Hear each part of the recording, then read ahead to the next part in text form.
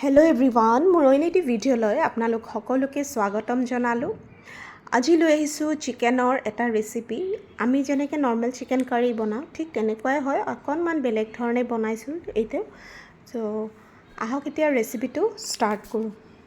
তাৰ কাৰণে মই প্ৰথমতে চিকেনখিনি ভালকৈ ধুই লৈছোঁ আৰু তাত সেইখিনি এতিয়া মেৰিনেট কৰিম। আৰু মেৰিনেট কৰিবৰ কাৰণে মই প্ৰথমতে দৈ দিলোঁ, তাৰপিছত আদা নহৰু আৰু কেঁচা জলকীয়াৰ পেষ্ট এটা দিছোঁ, কচুৰি মেথি দিলোঁ, তাৰপাছত গৰম মছলা পাউডাৰ, যিটো পেকেটত পায় গৰম মছলা পাউডাৰ, সেই গৰম মছলা পাউডাৰ দিলোঁ আৰু হালধি গুড়ি, নিমখ আৰু জলকীয়া গুড়ি এই গোটেইখিনি দিলোঁ। আৰু শেষত মই নেমু টেঙা অকণমান, এক বাতিমান নেমু টেঙাৰ ৰস চিপি পেলাই, এক বাতি বুলি কথা নাই আৰু মই অকণমান সৰহকৈ দিছোঁ আৰু যিখিনি দৰকাৰ হয় সেইখিনি নেমু টেঙা চিপি দিছোঁ আৰু তাত দি দিছোঁ। আৰু নিমখটো আপোনালোকে এই চিকেনখিনি হোৱাকৈ নিমখটো দিব, মানে তৰকাৰীখনতো নিমখ যিহেতু পিছত দিয়া যাব, সেইকাৰণে অকল এই চিকেনখিনিৰ ওপৰতে ধৰক গোটেই চিকেনখিনি যাতে ভালকৈ মেৰিনেট কৰোঁতে সোমাই যায় নিমখ, সেনেকৈ দিলেই হ'ল। আৰু এইখিনি মেৰিনেট কৰি মই 20 মিনিটমান সময় ৰাখি থৈছোঁ। ইফালে মিক্সাৰ জাৰ এটাত মই পিঁয়াজ লৈছোঁ, দুটামান পিঁয়াজ ল'লোঁ আৰু কাজু লৈছোঁ। কাজু লৈ এই দুটা মিক্স কৰি এটা ফাইন পেষ্ট এটা বনাই ল'লোঁ।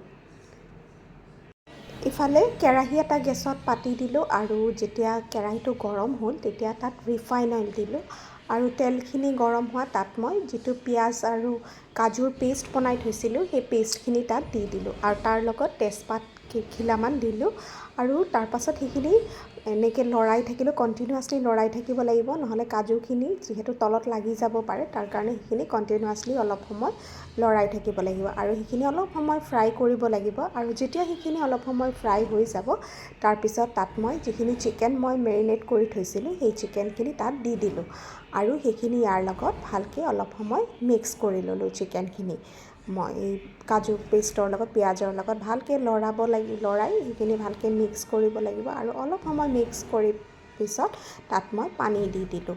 পানী ধৰক আপোনালোকে এতিয়া নিজৰ ইচ্ছা জোখত দিব পাৰে আৰু কিমানখিনি জোল লাগিব আপোনালোকক কিমানখিনি সেনেকৈ দিব পাৰে। মই অলপ বেছিকৈয়ে দিছোঁ আৰু যিহেতু চিকেনখিনি অকণ সময় উতলো আহিব লাগিব সেই হিচাপত পানী দিলোঁ। পানী দিয়াৰ পিছত মই নিমখ দিলোঁ। নিমখ এতিয়া আপোনালোকে আগতে যিহেতু চিকেনত দিছিলোঁ, এতিয়া সেই তৰকাৰীখিনিত যিখিনি নিমখ লাগে আৰু সেই হিচাপত সোৱাদ অনুযায়ী আপোনালোকে দিব।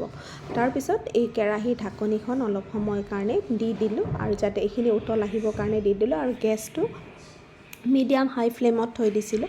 আৰু অলপ সময় পাছত যেতিয়া এইখিনি উতল আহিলে তেতিয়া তাত মই ক্ৰীম অকণমান এই সৰু কাপটোৰে 1 কাপমান ক্ৰীম তাত দি দিলোঁ। ক্ৰীম দি সেইখিনি ইয়াৰ লগত ভালকৈ মিক্স কৰি দিলোঁ। মিক্স কৰি আকৌ অকণমান সময় এইখিনি উতল আহিব দিলোঁ আৰু অলপ দেৰি পিছত দেখিছোঁ এইখিনি তৰকাৰীখন প্ৰায় হৈ গৈছে আৰু গ্ৰেভিটো অকণমান ঠিক হৈ গৈছে আৰু তাৰপাছত মই গেছটো অফ কৰি দিলোঁ আৰু এয়া হ'ল মোৰ চিকেন কাৰী ৰেডি হৈ গ'ল আৰু খাব বহুত বেছি টেষ্টি হৈছিলে আৰু বেছি বস্তুও নালাগে বনাবৰ কাৰণে আৰু আপোনালোকে বনাই চাব, টেষ্টি হয়।